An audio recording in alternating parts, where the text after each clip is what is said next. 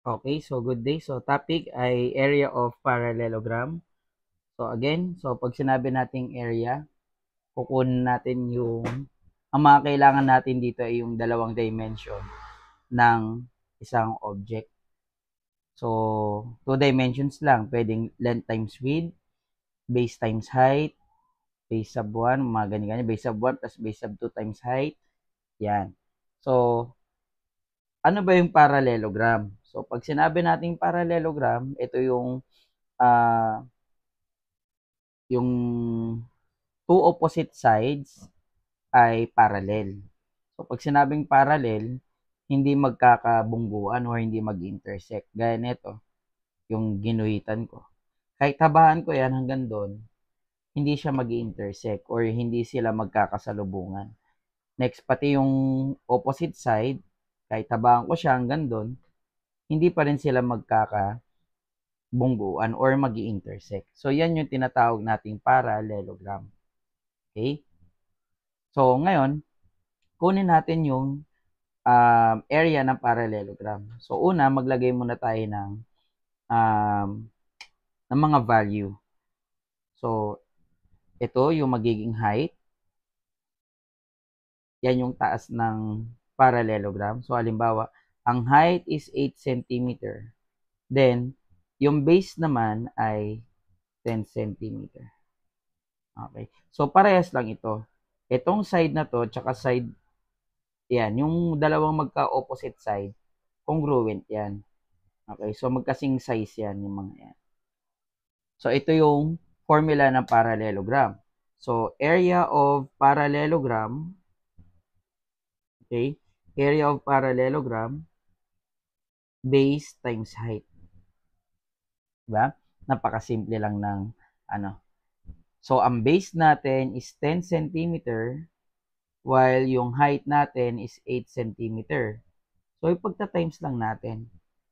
So, 10 times 8 is 80 centimeter, okay, square centimeter or 80, pwede nyo isulat ng paganyan.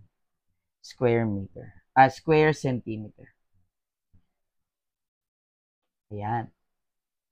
Okay, so napakadali lang. Kita times lang natin yung 10 sa 8 or yung base sa height. Next, try nyo kayo ang magsagot nito. Okay? Try nyo kayo ang magsagot. So, ito yung magiging height. So, halimbawa, ang height ay 7 meter at ang base ay 9 meter. Halimbawa lang. Okay? Sige, pagbilang ko ng 3, pakipost yung video, then resume na lang or play kung tapos na magsagot. 1, 2, 3. Okay. So, una, check natin yung mga sagot nyo. Sulat natin yung formula. Okay? So, base times height. Ang base is 9 meter at ang height is 7 meter. So, ipagta-times natin. So, 9 times 7 is 63 square meter or pwede natin sulat na 63 square meter. Ayan. Kahit saan dyan, tama. Kahit isa sa, alin man sa isang yan, tama. Okay? Next. And last, paano kapag decimal yung example? So, halimbawa, 2.1 meter or pwede nating sabihin yung proper na pagbibigkas niyan. Hindi kasi ito 2.1 meter. Ang basa dyan ay 2 and 1/10 meters. Okay, yan yung height. The next is 3 and 2/10 meters. Ayan, 3 and 2/10 ang basa dyan. Hindi 3.2. So, solve natin yan, ano? So, area of parallelogram, pwede na kayong rumekta dito sa pagta-times. 2.1 times 3.2. Pero iba pa rin kapag sinusulat natin yung formula. O kaya pag hindi mo naman kailangan magmadali, edi sulat mo yung formula. Okay? So 3.2, 3 and 2 meters, 3 and 2/10 meters times 2 and 1/10 meters.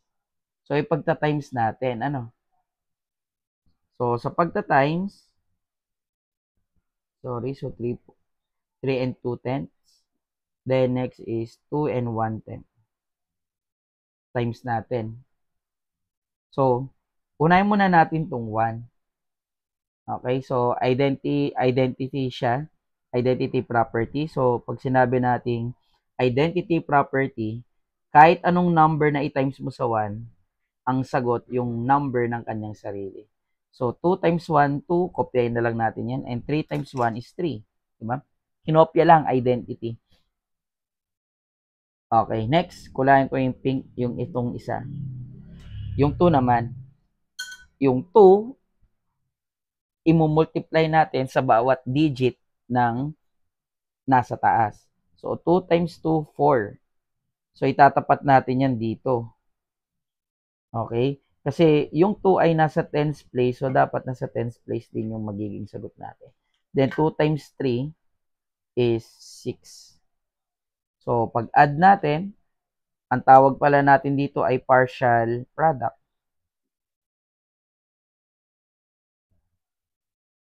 Okay, so sagutan natin. Bring down 2, kasi wala tayong i-add.